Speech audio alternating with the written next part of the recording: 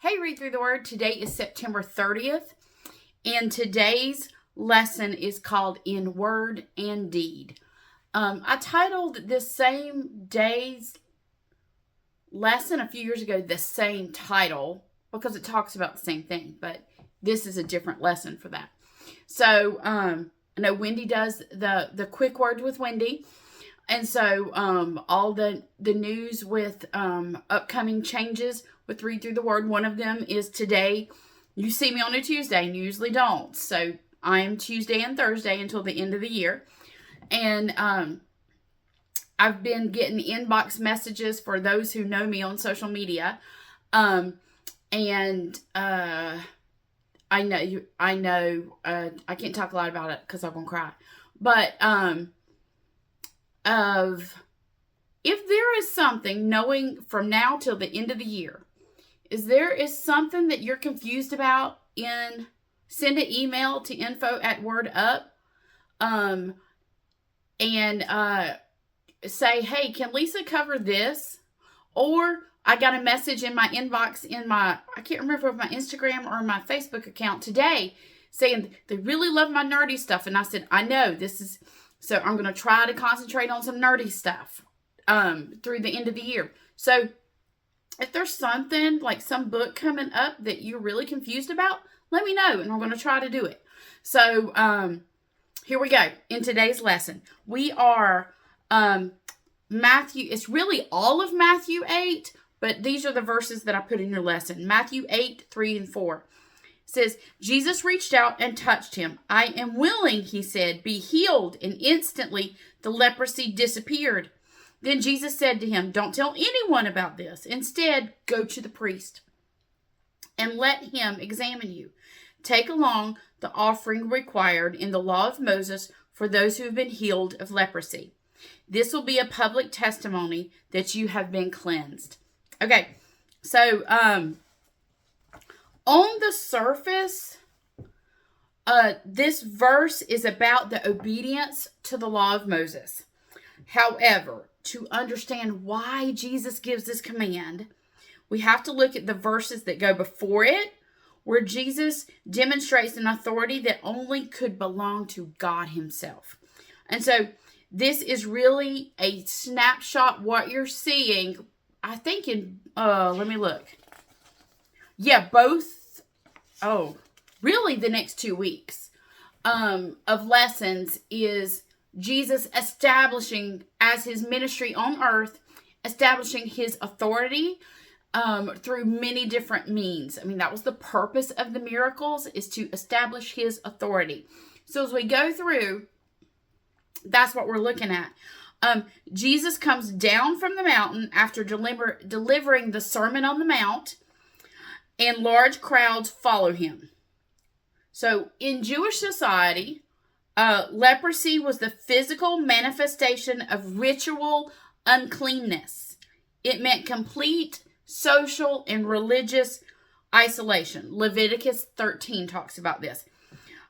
So what we see through here are, like, we're going to go step by step by step through this miracle. So first you see the faith. The leper doesn't question Jesus' ability. He only questions his will, if you are willing. He recognizes Jesus' power. So the faith is there. The next step is the touch. And this is huge. It's radical. By law, touching a leper made Jesus ritually unclean, according to Leviticus. But Jesus, because he's God, demonstrates that his holiness is contagious. His cleanness cannot be compromised. So instead of pollution flowing to him, healing flows from him. And then the word, he says, I am willing, be healed. This is not a prayer. This is not a petition. It is divine command. He speaks the word and it is done. And so healing the leper, because we're talking about in word and deed, healing a leper is considered almost impossible. An act that's considered divine intervention. You see that in 2 Kings as well. Jesus does it, showing that he has sovereign power over disease, over purity, and over the human body. The purpose of the command. Jesus commands the man to follow the law of Moses, which requires a priest's inspection and a specific offering to confirm the cleansing. What Jesus is showing right here is by commanding obedience to the very law given by God on Mount Sinai. Jesus is showing respect for this divine code. However, the authority by which he commands shows us something a whole lot deeper. He is not just a prophet healing in God's name. He is exercising the authority of the lawgiver himself. Jesus, all of these miracles have to show that Jesus is God. He's not just a prophet. He's not just a rabbi. He's not just a teacher. He is God. He has the power to restore the man to the very religious community and law that had cast him out. So what Jesus does by telling him, go to the priest, what he's telling him is by forcing the priest to confirm the cleansing, Jesus is giving proof of his power to the religious authority. Jesus knows what he's doing. They can't deny it. And so this shows who he is. So Jesus' deed, the miracle, demonstrates his power. His word, the command, demonstrates his respect for and the authority over the law. The miracle proves his deity. The command proves his respect for the old covenant that he came to fulfill. So, you see that Christ, there are so many people, and you will probably hear me saying about this a lot. I've told y'all before that the death of Billy Graham really gave me a swift kick. And, it's probably what started me at Read Through the Word. It's what started me teaching at my school. The ability that if I had a gifting and a calling, I shouldn't be sitting back on it. And just praying to train up my students in truth and in boldness. I told my Sunday school class this past week, the time is done for us being wimpy Christians. The time is done. There is truth. I will be bold and I will stand for it. And this idea of who Jesus is. I think we have two people who claim to be following Jesus in the world today. We've got the Jesus of the Bible and the Jesus of our own making. Which one are we following? The Jesus of the Bible is fully man and fully God.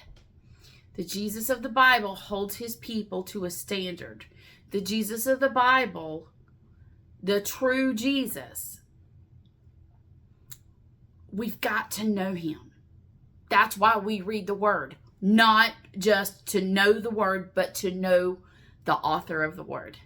That's why we do this.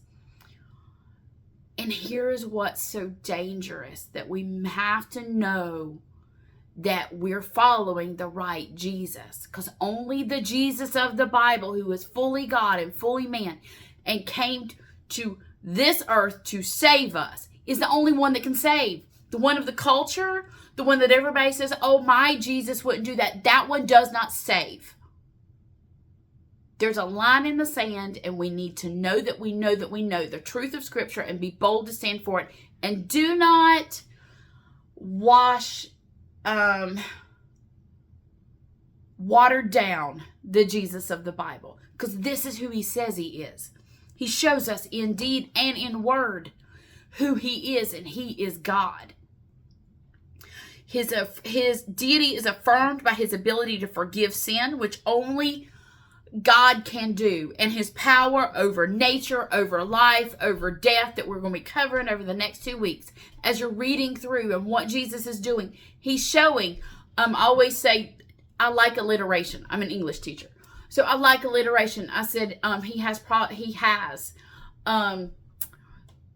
has power and authority, and you will hear me repeat this a lot. He has power and authority over disorder, so chaos of nature, over demons, over disease, and over death. And he is showing who he is in word and deed. He's showing who he is.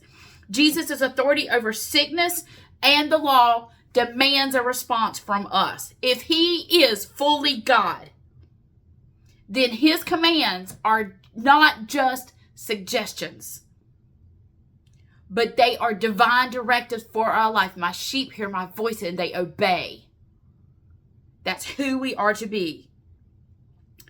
So, are there areas in your life where you submit to Jesus' power, meaning believing that he can save, but resist his authority over life, that we should be obedient to his commands? We may not have physical leprosy, but we're all unclean because of sin. Sin brings isolation, sin brings death, and only Jesus, fully God and fully man, can touch us, can cleanse us, and restore us to right relationship, to right fellowship with God. Matthew 8 shows that Jesus is the powerful, sovereign God who possesses all